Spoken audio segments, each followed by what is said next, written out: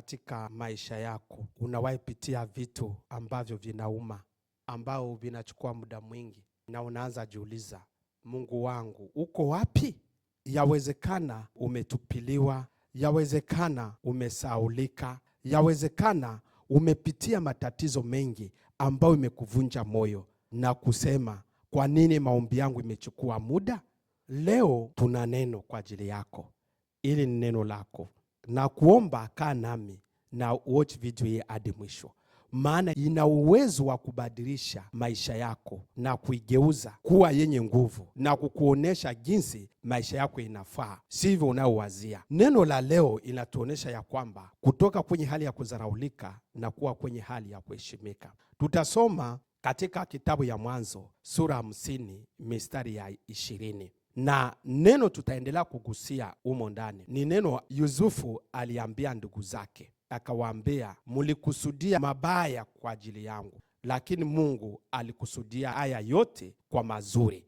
Acha tuone sana sana maisha ya Yusufu. Alikuwa na maono kutoka kwa Mungu, na hizo ndoto alikuwa nazo kwa Mungu zilikuwa za ukuu, ndoto za uongozi.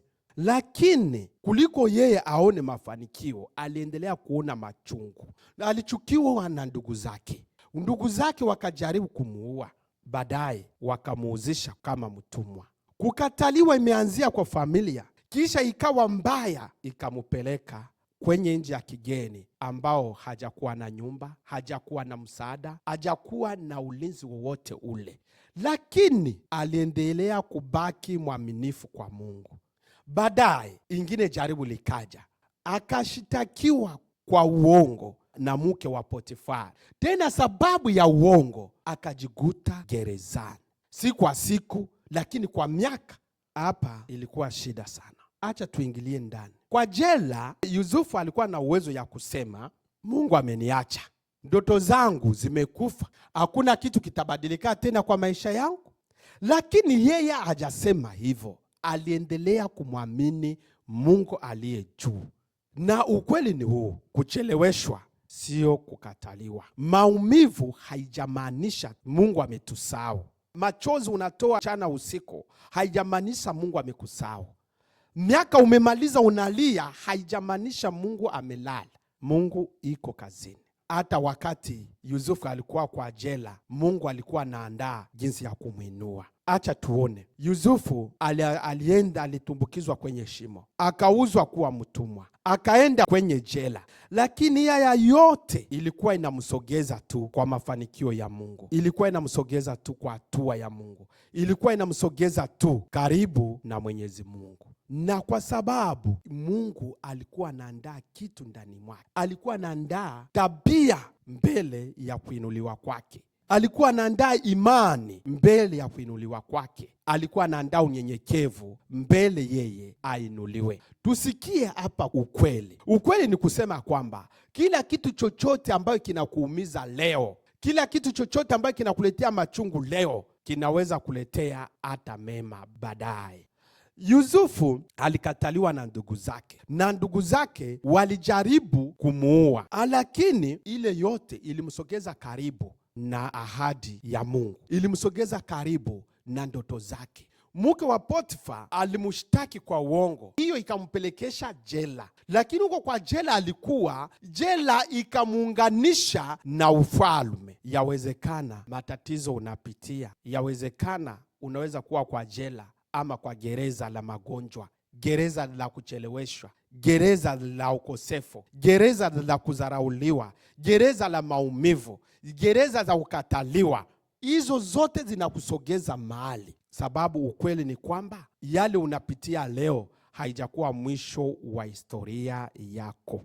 Yale yanayokuumiza leo haijakuwa mwisho wa maisha yako. Kuna vitu ambapo Mungu anaandaa kwa ajili yako. Kuna baraka ambazo Mungu anakuandalia kwa ajili yako. Kuna nguvu katika maombi yako. Acha tuone. Hata kama wewe hujaona, hata wewe kama hujajihisi, Mungu anafanya kazi. Sababu Yusufu alikuwa anatembea katika matatizo, lakini Mungu alikuwa anafanya kazi, ingawa yeye alikuwa hajaiona. Na katika matatizo yote alipitia, alijifunza kuwa mvumilivu, alijifunza kuwa na hekima katika maumivu, alijifunza kuwa na imani katika siri, alijifunza kusoma uongozi katika mahali kunapofichwa. Joseph maisha yake haikuishia kwa gereza, na yako haitaishia kwa hiyo uchungu unapitia. Kila kitu kina mwisho wake. Siku moja Mungu alisema Joseph, mateso imeisha. Alitoka kwa gereza kwa ufalme, alitoka katika watu wenye kudharauliwa na kuingia katika watu wenye heshima.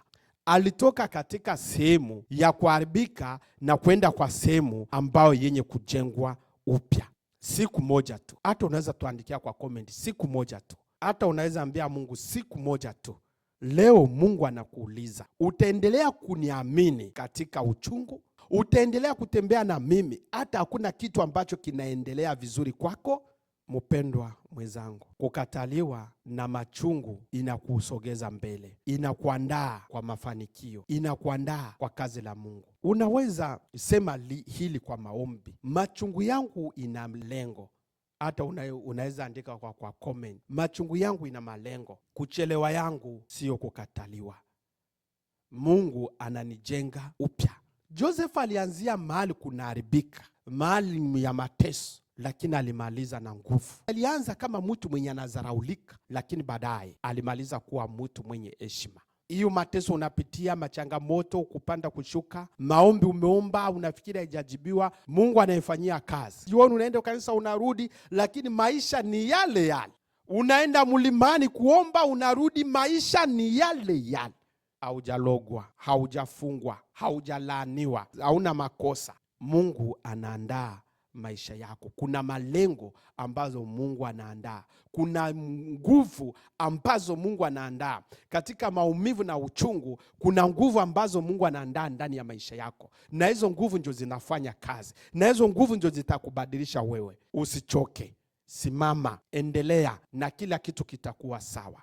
Kumbuka, haya yote tumeongea juu ya Yusufu. Aliyapitia, aliyavumilia, na baadaye alikuwa na uwezo ya kuambia maadui zake, mlikusudia mabaya kwa ajili yangu, lakini Mungu alikusudia yale yote kwa mema. Yale wanakupitisha nayo, uongo umeshitakiwa, machungu umepitiwa, madharau umepitia, inakusogeza mahali na ina mlengo mpya ambao inaumba ndani ya moyo wako. Kama hii mahubiri inakutia moyo, kama hii mahubiri inakugusa, unaweza penda video hii, unaweza ichangia na mtu mwingine, unaweza tuandikia maoni yako, na unaweza pia subscribe ili uendelee kupata masomo zingine pia. Asante, Mungu akubariki na akuzidishie. Bye.